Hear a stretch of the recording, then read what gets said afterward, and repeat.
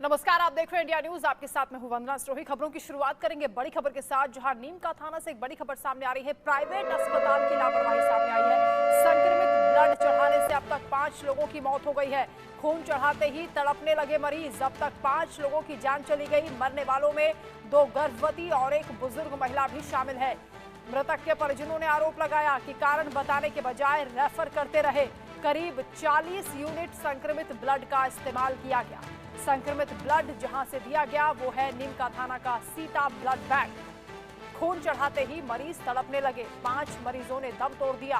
नीम का थाना में जानलेवा खून मरीजों को चढ़ाया जा रहा है। प्राइवेट अस्पताल की ये घोर लापरवाही सामने आई है। 5 लोगों की मौत हो गई है, जिनमें 2 गर्भवती और एक बुजुर्ग महिला शामिल है। परिजनों ने भारी हंगामा किया है। गुस्सा होना लाजमी है। अपनों को खोया है और लापरवाही सामने आई है। प्रसूता की डेथ भी हो चुकी है, तो उसके संज्ञान में उच्च अधिकारियों ने के निर्देशानुसार हमने आके आज ब्लड बैंक पे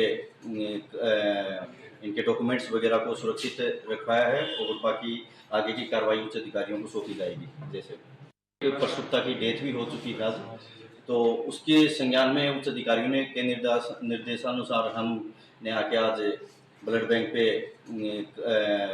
इनके डॉक्यूमेंट्स वगैरह को सुरक्षित रखवाया है और बाकी आगे की कार्रवाई उच्च अधिकारियों को सौंपी जाएगी। और इसी खबर पर ज्यादा अपडेट के साथ मनु शर्मा हमारे साथ जुड़ रहे हैं। मनु, ये जो पूरा मामला है ये कब खुलकर सामने आया है और जो संक्रमित ब्लड चढ़ाया जा रहा था ये सिलसिला कब से चल रहा था? क्या इस पर कोई जांच से पहले नहीं हुई थी? और अभी कितने मरीजों को ये संक्रमित ब्लड चढ़ाया गया है? क्या पूरी डिटेल्स आ रही है? देखिए, सारा मामला 9 से 13 मई के बीच का है। 9 से 13 मई के बीच में सीता ब्लड बैंक से जितने भी ब्लड गए थे, यानी ब्लड की जो यूनिट्स गई थी, उसको लेकर के सवाल खड़े हो रहे हैं। करीबन 22 लोगों को ये यूनिट पहुंचाई गई थी, जिसके माध्यम से लोगों के ब्लड चढ़ाया। यानी वहाँ के सरकारी हॉस्पिटल्स के अंदर और प्राइवेट हॉस्पिटल्स में जो मरीज भर्ती थे उन सबको ये बताया गया कि आपके ब्लड की कमी है। और उसके बाद में जब वो सीता ब्लड बैंक से लेकर के और जब ब्लड लेकर के वहाँ पहुँचे और तो उनके जो हालात हैं वो ख़राब होने लगे। यानी सबसे पहला जो मामला आया वो मैना देवी का निकल करके सामने आया था।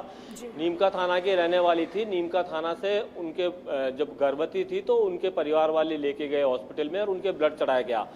तो उनकी तबीयत बिगड़ने लगी ब्लड चढ़ाने के बाद, तो उनको जयपुर के लिए रेफर कर दिया गया। जयपुर आने के बाद उनके गर्भस्थ शिशु की भी मौत हो गई और उनकी खुद की भी मौत हो गई। अगर समय रहते वहीं नीमका थाना के अंदर डॉक्टर्स ये चेक कर लेते कि ये ब्लड बैंक की कमी के कारण से या जो संक्रमित ब्लड चढ़ाया गया है उसके कारण से इस तरह के हालात पैदा हो रहे हैं, तो ये और लोगों के इस तरह के हालात पैदा नहीं होते। उसके बाद में राधा देवी हैं, उनकी भी सेम इसी तरीके से स्थिति हुई और उनके भी जो है मौत हो गई। उनका बच्चा बच गया लेकिन उनकी खुद की मौत हो गई। इसी तरीके से एक मूली देवी है, सिरोही की मूल रूप से रहने वाली थी, वृद्धा थी 70 साल की, उनकी मौत हो चुकी है। तो ये 22 जो ब्लड यूनिट्स गई हैं, अब प्रशासन उन सबको चिन्हित करने की कोशिश कर रहा है कि उनके क्या हालात हैं। तो सबसे बड़ी बात है ये ड्रग कंट्रोलर जो डिपार्टमेंट होता है जो इसका लाइसेंस जारी करता है वो समय समय पर इसकी जांच करते हैं।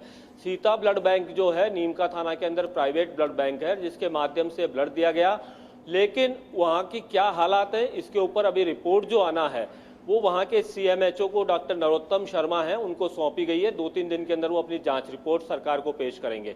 जी, इस पूरे मामले पर परिजनों का क्या कहना है? कैसे उनको पता चला कि अचानक से तबीयत खराब हो रही है? डॉक्टर्स की लापरवाही है? क्योंकि ये भी आरोप लग रहा है कि जब उन्होंने पूछा कि क्या परेशानी है, आखिर क्यों अचानक से मरीज तड़प रहा है, तो रेफर कर दिया गया बजाय इसके कि उन्हें कोई कारण बताया जाता।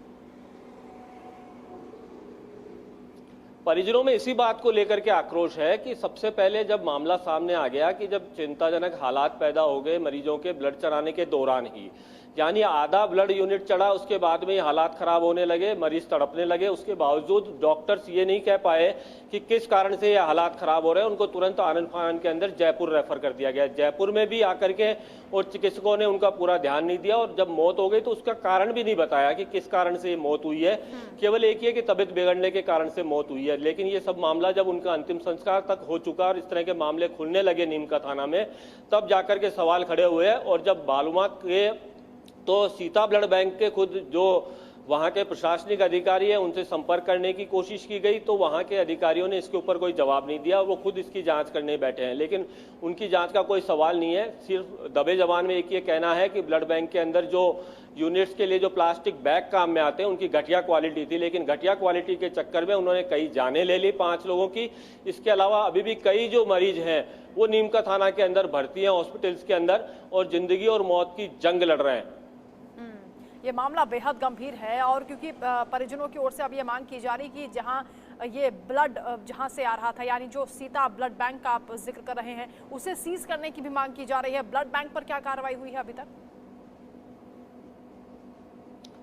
ब्लड बैंक को सीज कर दिया गया है। जैसे ही घटना सामने आई थी उसके बाद में वहां पर जो अतिरिक्त ड्रग कंट्रोलर जो होते हैं उन्होंने वहां जाकर के उसको सीज कर दिया है और वहां से जो सैंपल्स हैं वो वहां से लिए हैं।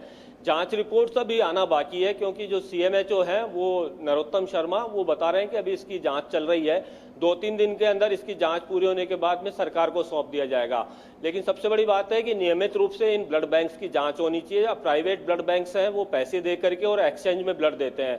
कई जगह सूचनाएं मिलती है कि प्राइवेट जो ब्लड बैंक है वो सीधे भी ब्लड नहीं देने पर भी और खून का सौदा कर लेते हैं, पहुंच जाते हैं। लेकिन किस तरह के हालात ये सब रिपोर्ट आने के बाद सामने आ पाएगा। जी, 5 लोगों की मौत हो गई है जिसमें 2 गर्भवती महिलाएं भी बताई जा रही हैं, एक नवजात की भी मौत हुई है। लेकिन ये जो मामला अब खुलकर सामने आया है इसमें जांच की बात तो हो रही है, लेकिन अभी जो परिजन है उनका गुस्सा भी साथ में आसमान पर है। अब क्योंकि 40 यूनिट ये बताया जा रहा है कि ब्लड का इस्तेमाल हुआ है जो कि संक्रमित था, अभी और कितने मरीज हैं जिन्हें ये ब्लड चढ़ाया गया? देखिए, कुल मिलाकर के जो सूचना मिल रही है उसमें से 22 लोगों को ये ब्लड चढ़ाया गया है। 22 लोगों में से अभी तक जो सूचना मिली है उसमें से 5 लोगों की मौत हो चुकी है। 3 लोग अभी भी हॉस्पिटल के अंदर भर्ती हैं जो जिनके हालात खराब हैं और जिनका इलाज चल रहा है इस सारे मामले को लेकर के। बाकी लोगों को अभी प्रशासन जो है चिन्हित करने में लगा हुआ है, किस हॉस्पिटल में भर्ती हुए थे, कहां से ब्लड लिया था, किस ब्लड बैंक के माध्यम से ब्लड लेकर के गए थे, वो सारी जांच अभी चल रही है। तो 22 में से 5 लोगों की मौत हो चुकी है और 3 लोग जो है अभी भी हॉस्पिटल के अंदर नीमका थाना के अंदर अलग अलग अस्पतालों के अंदर भर्ती है। जी ठीक है मनु जी, आप नजर रखिएगा। फिलहाल बहुत शुक्रिया तमाम जानकारी के लिए। बेहद